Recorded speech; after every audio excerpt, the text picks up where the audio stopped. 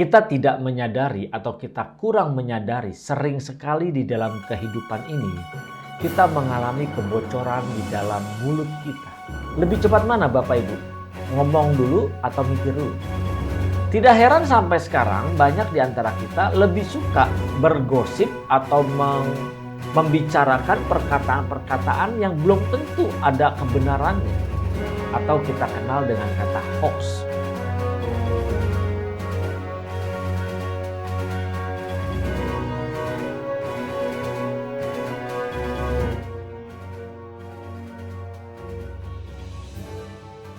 Shalom Bapak Ibu Saudara yang dikasihi oleh Tuhan kita Yesus Kristus. Berbicara bocor, kita tahu yang namanya bocor pasti ada bolong atau ada lubang.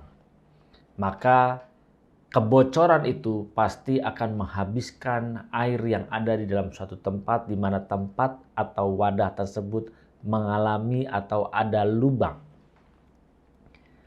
Bagaimana caranya supaya air yang di dalam wadah ini tidak mengalami kebocoran, tidak habis karena kebocoran?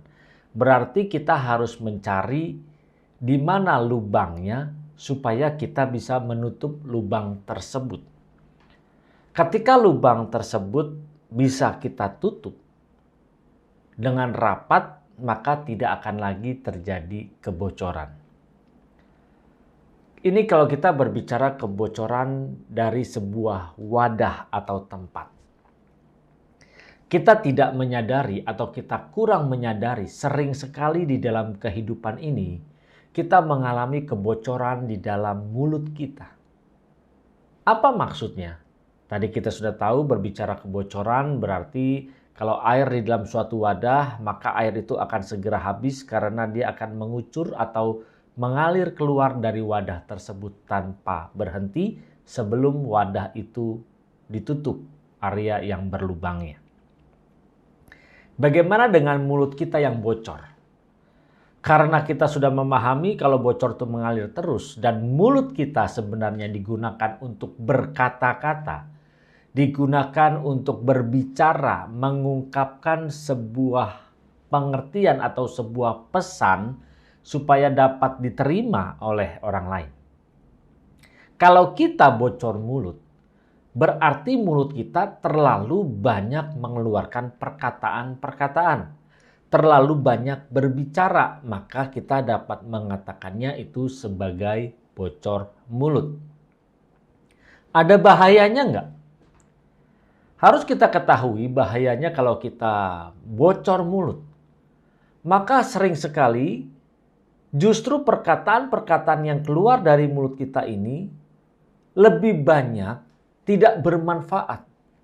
Lebih tepatnya perkataan yang kita ucapkan, yang kita keluarkan belum tentu menyenangkan hati Tuhan.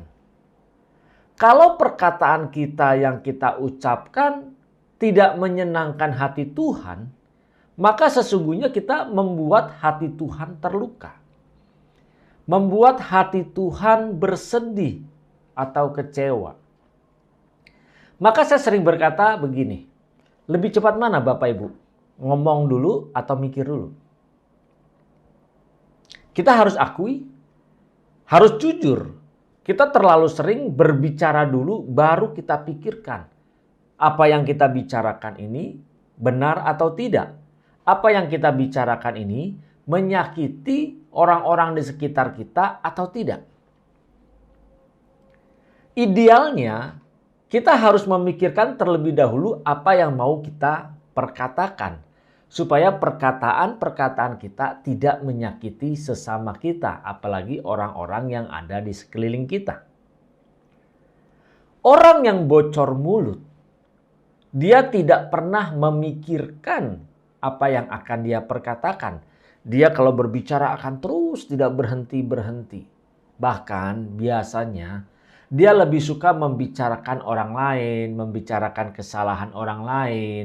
Mungkin orang lain tidak salah pun dia perkatakan hal-hal yang salah, hal-hal yang tidak baik, hal-hal yang tidak benar. Karena bocor mulut. Tidak heran sampai sekarang banyak di antara kita lebih suka bergosip atau membicarakan perkataan-perkataan yang belum tentu ada kebenarannya. Atau kita kenal dengan kata hoax.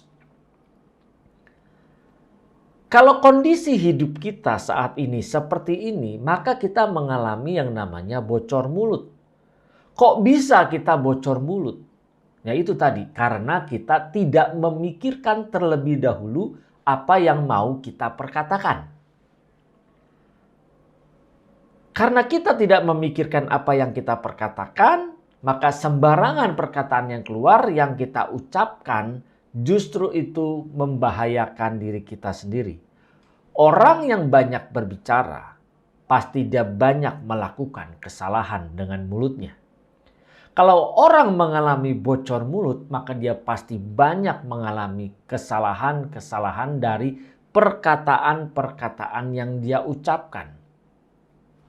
Lalu bagaimana kita mengatasi kebocoran ini?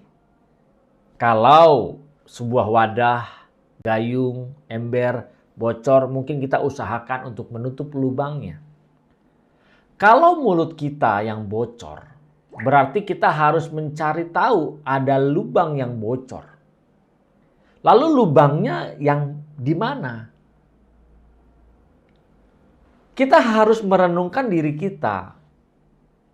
Lebih suka yang mana kita membicarakan kebenaran, membicarakan tentang kasih Tuhan, membicarakan tentang kebaikan Tuhan, atau kita membicarakan hal-hal yang tidak bermanfaat, hal-hal yang tidak menyenangkan hati Tuhan, hal-hal yang menyenangkan daging kita sendiri.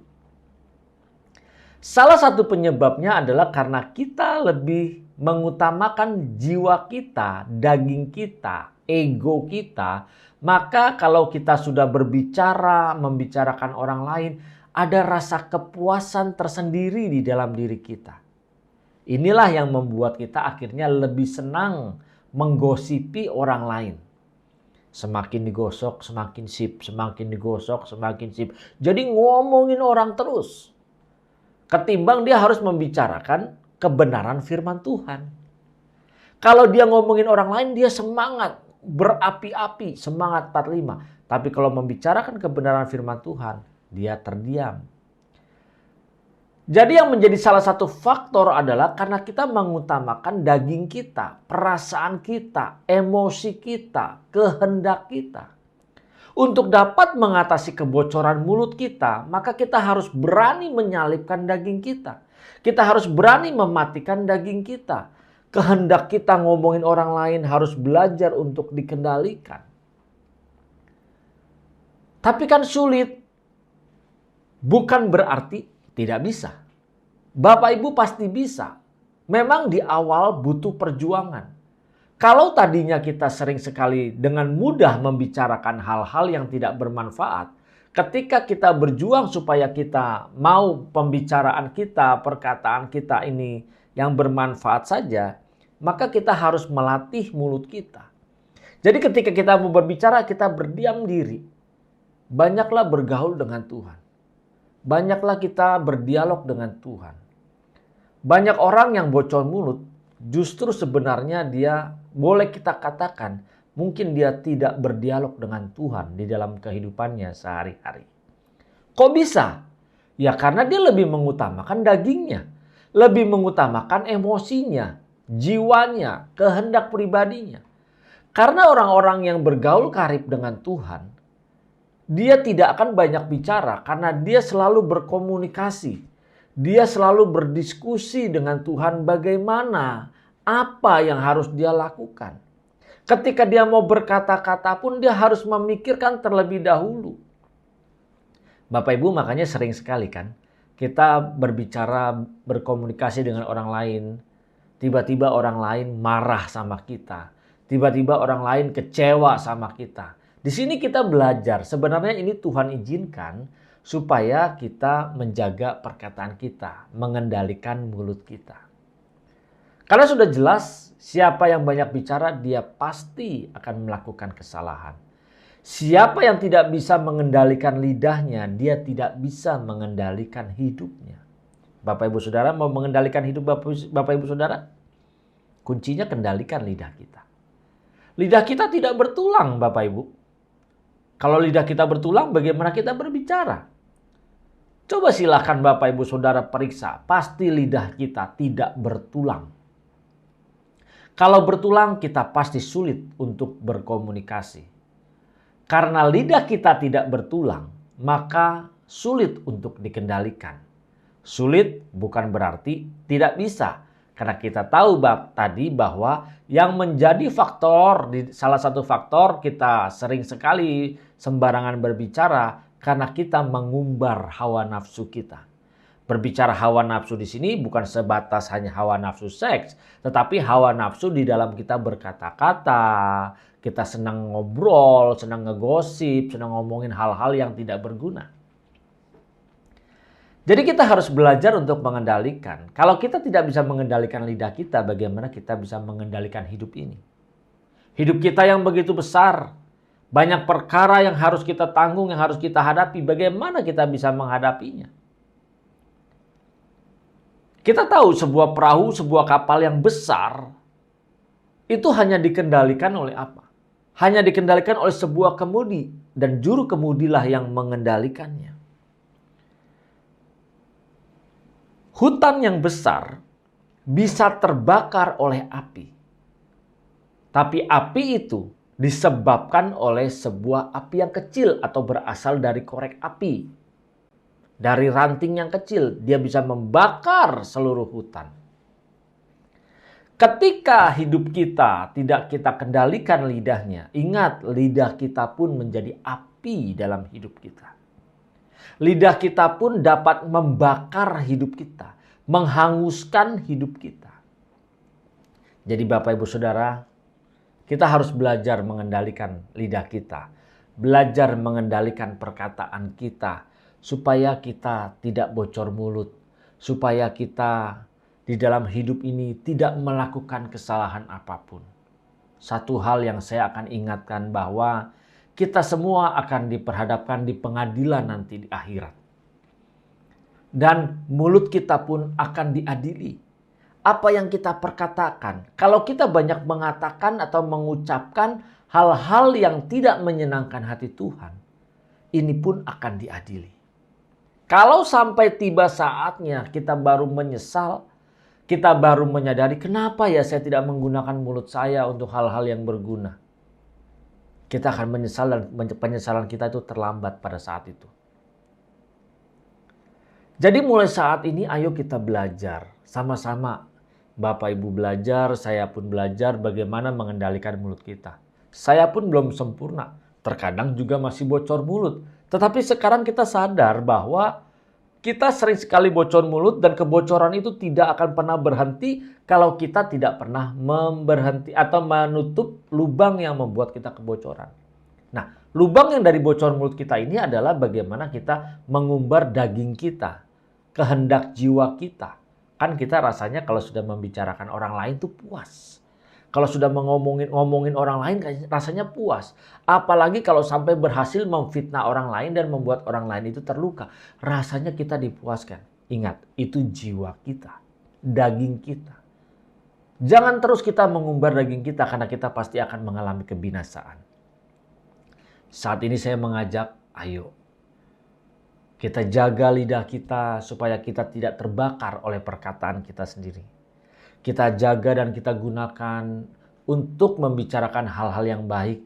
Yang baik di sini adalah kita membicarakan bagaimana tentang kebaikan Tuhan di dalam kehidupan kita, Bapak Ibu Saudara.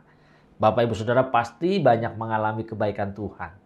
Pasti banyak mengalami bagaimana sukacita yang Tuhan berikan dalam kehidupan ini. Ayo, itulah yang kita percakapkan. Terlebih lagi kalau kita menggunakan lidah kita untuk kita terus memuji dan menyembah Tuhan. Setiap saat kita terus memuji menyembah Tuhan. Saat kita bekerja kita memuji dan menyembah Tuhan. Saat kita bergaul dengan orang kita pun dari mulut kita memuji dan menyembah Tuhan. Bukan berarti ya Bapak Ibu Saudara, kita lagi bicara sama orang dikit-dikit kita langsung wah puji Tuhan, puji Tuhan. Orang yang sering sekali berdialog dengan Tuhan, sering sekali bercakap-cakap dengan Tuhan, ketahuan dari mana kalau dia sering memuji Tuhan. Bukan dia hanya berkata, terpujilah Tuhan, terima kasih Tuhan. Bukan seperti itu, tetapi dia menjaga setiap kata-kata yang keluar dari mulutnya. Disinilah dia menjaga hati dan perasaan Tuhan. Dia menjaga perkataannya, benar-benar dipikirkan. Dia berhati-hati dengan perkataannya, jangan sampai perkataannya itu salah. Tidak ada yang sempurna di antara kita, tapi kita pasti bisa sempurna. Kita harus berjuang. Kita tidak sempurna di dalam berkata-kata, saya pun sama. Tetapi di sini saya mengajak, ayo kita belajar untuk kita sempurna dalam berkata-kata, agar hidup kita tidak terbakar oleh api yang disebabkan oleh lidah kita sendiri. Bapak, Ibu, Saudara, kita masih memiliki kesempatan. Ayo kita jaga perkataan kita, jaga mulut kita, supaya kita gunakan untuk hal-hal yang menyukakan dan menyenangkan hati Tuhan. Mari Bapak, Ibu, Saudara, jangan lupa yang baru pertama kali mengunjungi channel ini, silakan Bapak Ibu klik tombol subscribe dan aktifkan gambar loncengnya supaya setiap video-video yang terbaru Bapak Ibu dapat menerima notifikasinya secara langsung. Terima kasih Bapak Ibu Saudara, Tuhan Yesus Kristus memberkati. Salam transformasi.